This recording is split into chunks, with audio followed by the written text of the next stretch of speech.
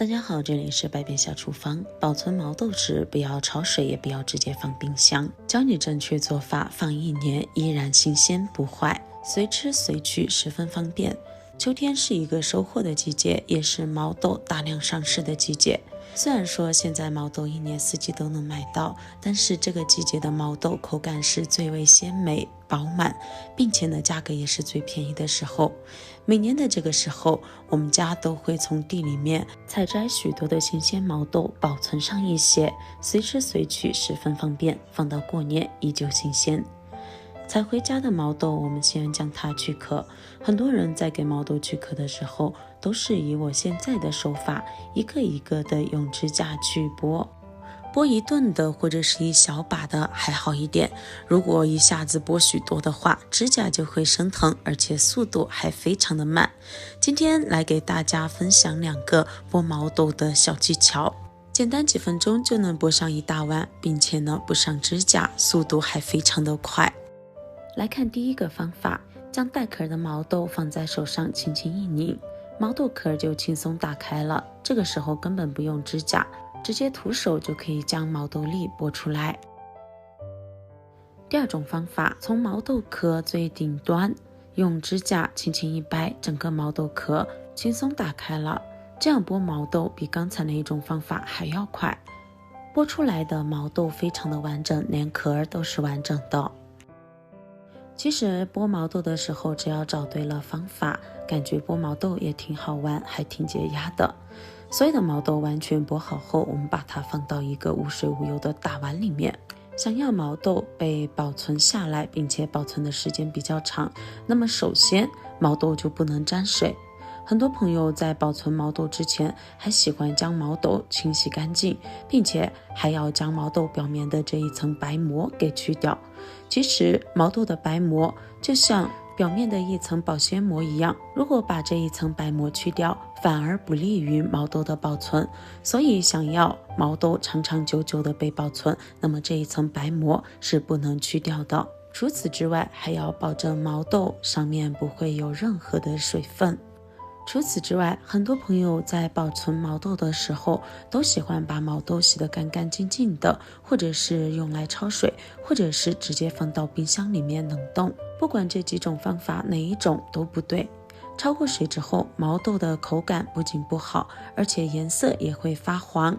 别说保存多长时间了，就算是放上几天，毛豆的口感都会变得又软又难吃。但是如果直接放到冰箱里面冷冻起来的话，解冻之后，毛豆不仅软塌塌的，而且连毛豆的清香味都没有了。第三，在保存毛豆之前，我们需要将里面这种坏掉的、烂的、发黑的毛豆挑选出来。这种的毛豆会影响到其他毛豆的保存时间，不利于保存。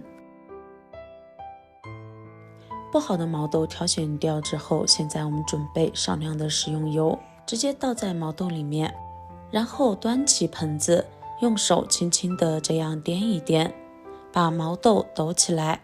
为了保证毛豆表面的那一层白膜不掉，所以我们千万不要用手去抓，也不要用筷子去搅拌，直接这样轻轻的掂一掂盆子，就可以让食用油在毛豆表面均匀的裹上薄薄一层，然后再第2次往里面加一点点，继续这样掂一掂，抖动盆子，让食用油再一次充分的裹在毛豆表面。这样可以让每一颗毛豆表面都均匀的裹上一层薄薄的食用油，在其表面形成一层油膜，相当于是一层保护膜。而这一层保护膜的作用就是，当我们把毛豆放到冰箱里面的时候，冰箱里面会产生大量的潮气。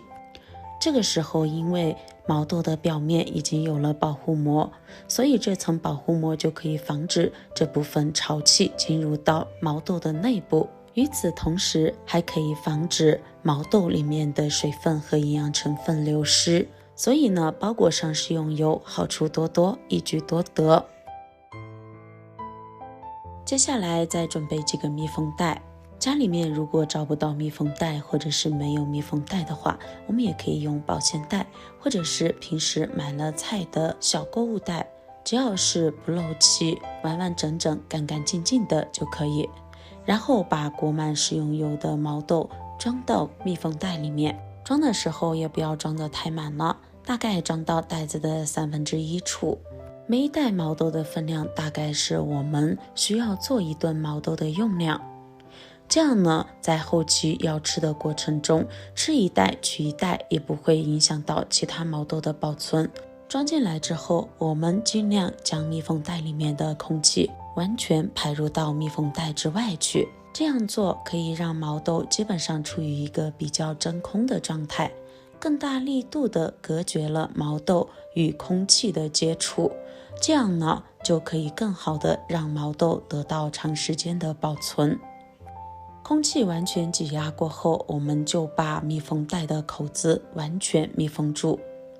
所有的毛豆都以同样的手法将它封口。那么如果你用的是保鲜袋或者是塑料袋的话，在封口之前也要尽量把里面的空气排空哦。像这样封袋装好之后，我们就可以把它放到冰箱里面冷冻起来了。这里要注意，是放到冷冻区，并不是冷藏区哦。以这种方式保存的毛豆放1整年依然新鲜，不仅颜色翠绿，而且呢口感还有营养也不会流失哦，并且每一次想吃的时候随吃随取，十分方便，也不用担心毛豆会被冻住。吃之前不需要进行清洗，只需要在锅里面加入足量的清水，然后把水烧到这种似开未开的样子，往里面加1勺盐，直接将毛豆不用解冻放到锅里面，焯水5分钟，把毛豆煮至断生就可以啦。毛豆断生之后，控水捞入凉水里面，快速过凉，然后再淘洗一遍。焯完水之后过凉，可以保持毛豆的颜色更加翠绿，就像翡翠一样粒粒分明。看一下，不管是我们直接煮着吃，还是用毛豆炒肉，都非常的好吃哦。以这种方式保存出来的毛豆粒粒颜色翠绿，新鲜如初。如果你也喜欢吃毛豆的话，那么也赶快试试今天给你分享的保存毛豆的方式吧。希望今天的视频能对你有所帮助。喜欢我的视频，记得点赞、关注加收藏哦。那好了，我们今天的分享就先到这里了，感谢您收看，我们明天不见不散，拜拜。